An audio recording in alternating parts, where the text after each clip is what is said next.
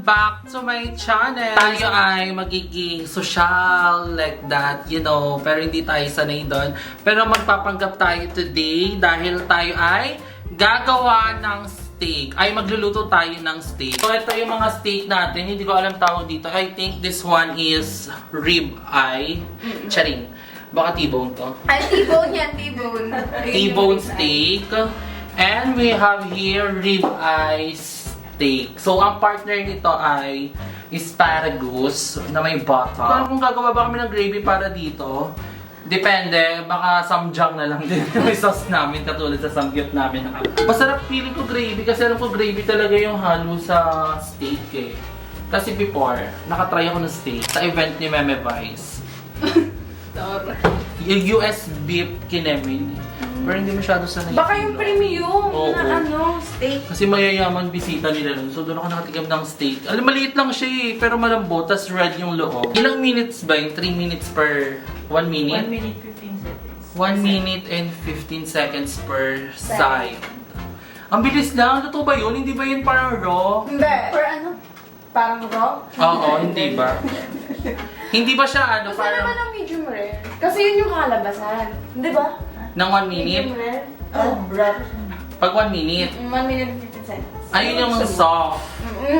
Na makakain mo talaga na hindi ka Na magme-melt. bubble gum. Magme-melt sa mouth. Ah, sige. Go. Ge. Rodaw sa kanya raw.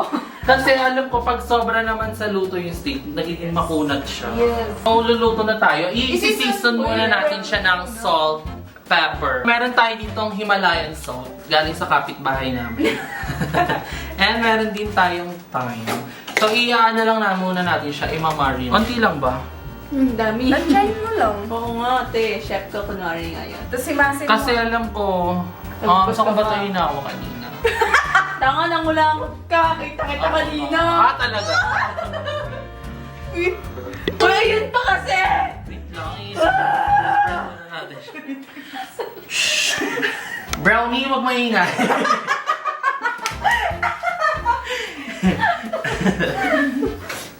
Huwag pinita ka tayo. Madaming pepper, mas masarap talaga. Actually, kahit sa lasa ang pagkain, madaming pepper, mas masarap. Dapat nagugas kayo ng kamay. Huwag nyo gagayahin si Dorayday. Ako ba? Shoota ka. Nangungulangot siya. Tapos tinaswipe niya kung saan-saan. Tontawa! Nasa comedy bar! Maganda ang Himalayan salt kasi hindi siya ganun kasing alat sa rock salt. And mas healthy version to ng salt. So, may ganyan dito sa SNR kanina, di ba? Oh my God, I forgot to buy. May SNR card din eh. Saan naman talaga ito binili? Dapat pala bumili ako, like, what the F? Oo nga, paano ka pala bibili ng outside sa akin? Diba? Yung outside yung naisip ko. So, itatry lang natin to guys. Kasi baka di masarap, baka sayang naman to. Sayang ang, eto, alam ko 600 pesos to na. Sayang naman ng 600 pesos pag hindi siya masarap. So, kailangan natin sarapan. First, mag-prep ka ng bawang. Bawang. Yung bawang Ilan? ba is buo lang? Ay, ano yun? Chop lang. Crush? Oh, crush. Yung Or yung pang fried ihalo lang rice. Yung pang fried rice. Ah, ganon. Totoo talaga to eh.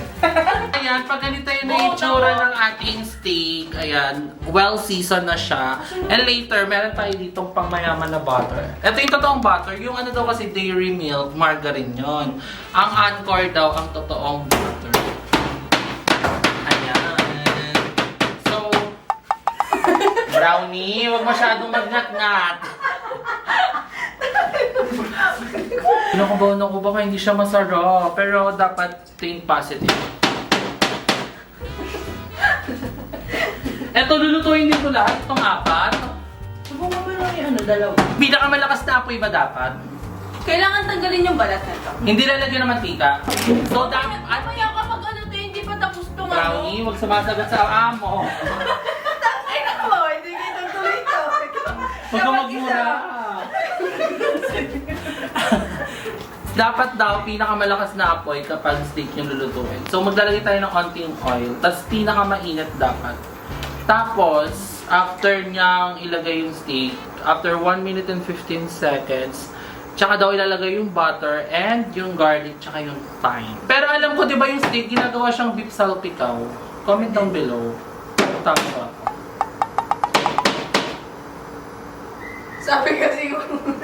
Sino magta-timer? Doray, magbilang ka 75 seconds. Oo! Dami sa ito mo siguro. Kinamay na po. Ay, umuro ka rin. So, feel ko hindi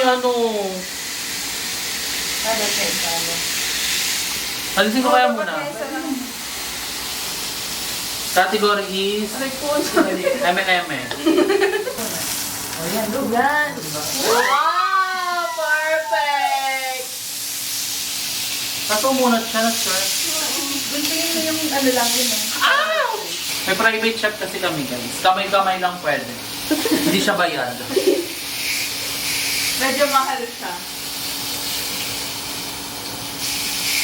Ganun pala yun. Lagay ko na yung butter. Sa ibabaw. Ihatiin mo siya. Ang bango niya. Bawang, guys. Ano ba yun? Hindi ko man sa ibang pan natin lutuin. Para hindi yung mga ano yung oil, no? Parang butter. Kasi pang samgyup to eh. Pero ang ganda niya kasi may mark. Oo, meron siyang texture pag kinain. Well, a texture. Okay na? Okay daw, okay na. Okay na, baliktad ko ulit. Pwede na, baliktad mo.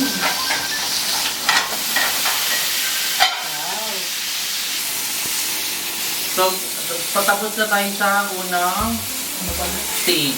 Hindi pa natin sure kung na-achieve ba natin siya kasi medyo nahirapan kami sa lutuan dahil yung oil and yung butter nagsisettle siya sa dulo. So, kailangan kasi ganun siya para maging juicy siya. Try na kaya natin hiwain to, tapos tingnan natin. Hindi, pag na-rest pa siya. Tapos ibabalik ulit. Hindi. Bago mo siya iwain, nire-rest mo muna siya ng mga 3 to 5 minutes. May Kasi pa lalabas pala yung siya. So, kailangan pa daw siyang arrest ng 3 to 5 minutes before you cut it para maging tender and juicy siya. Bagong kaalaman. Pero ang bango niyo. Walang, Ang bango nga siya pag Pero magpapalit kami ng lutuan. So, babalikan ko kayo after 3 to 5 minutes kapag luto na. So, ngayon naman, after 5 minutes, babalikan na natin and titingnan natin. And base kay chef, ano daw to? Medium well done. So, ano siya? Hindi siya medium rare. Oh, makunat. Pakuluan natin siya. Yay! Ay, ang perfect! Perfect ba yung ganyan? Mamink-mink? Yes! Ano tawag dito? Medium. Tignan naman natin siya ngayon. So, let's taste.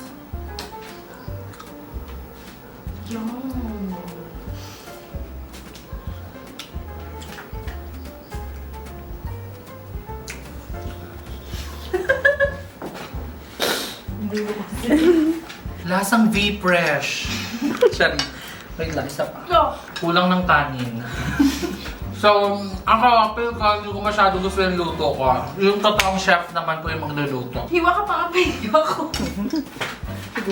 Ba't parang feel ko maalat siya? Hindi, First time niya makakain ng steak, totoo. Sarap. Dapat tatalong ka. Di ba ganun yan? Ano yung totoo, masarap? Medyo kaso medyo matigas pa. Gagagano talaga yung steak. Ganun ba yun? Parang alam ko malambot yun na. So, hindi ko na ipapakita kung sino yung gagawa ng steak. Babalikan ko na lang kayo para mako-compare namin sa gawa ko sa gawa. Pero feel ko masasarap yung kanya, syempre. So, yun lang naman. Update ko na lang kayo and then mamaya mag-beer kami, ganun, no? Para, yun ang atake, no? Oo, masarap pag may bawang. So, update ko na lang kayo later. Lulutuin lang muna namin lahat ng steak. Hindi ko na mapapakita sa inyo. And yung magluluto na yun is yung totoo na talaga marunong magluto ng steak para hindi sayang, di ba? Hindi ba tayo dito para for the vlog lang?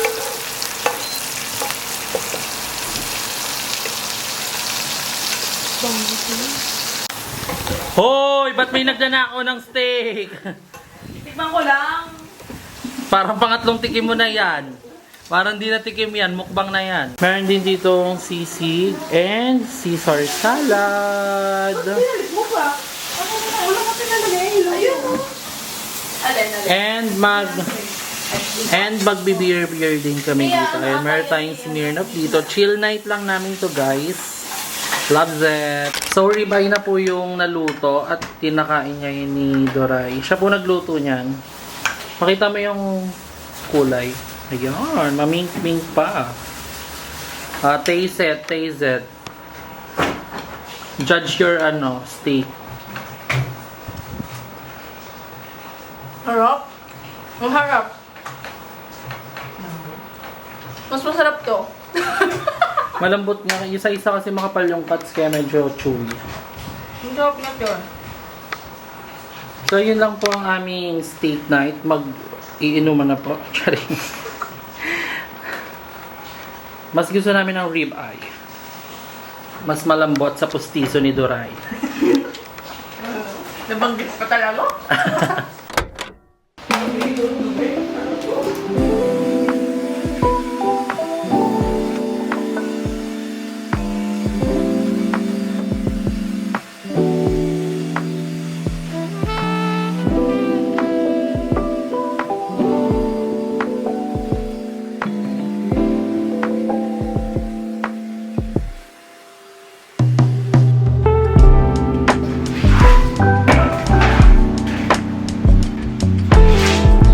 Hello mga darling, update lang. Nandito tayo ngayon sa house dahil naglinis kami ni William dahil pauwi na din sila mama from province. So kailangan namin maglinis kasi magagalit na naman yun sila mama. Pero bukod doon, after namin maglinis is may game kasi si William. So ihahatid ko siya at the same time dadaanan ko din si ate. Susunduin ko siya kasi may pinun siyang kasal. And later, we have visitor. Si Ate Now. Yung mga OG na nanonood sa akin dyan, I know, kilala niyo si Ate Now.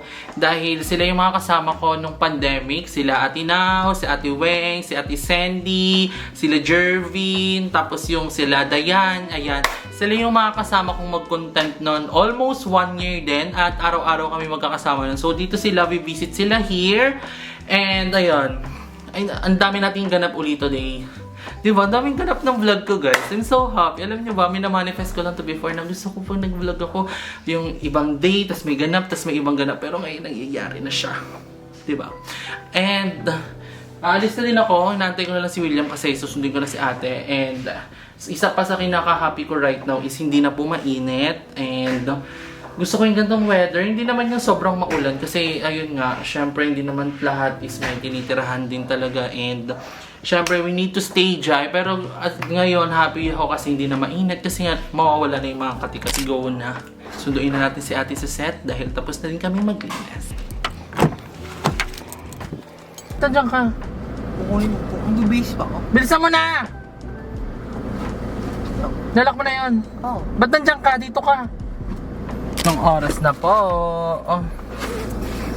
Let's go to the beach. Each head channeling. Magdamit ka na. Ito na pala. Oo, tagal mo talaga. So anyway guys, drive with me. Pero wala tayong playlist today. Dahil tumunog na po ang ating seatbelt.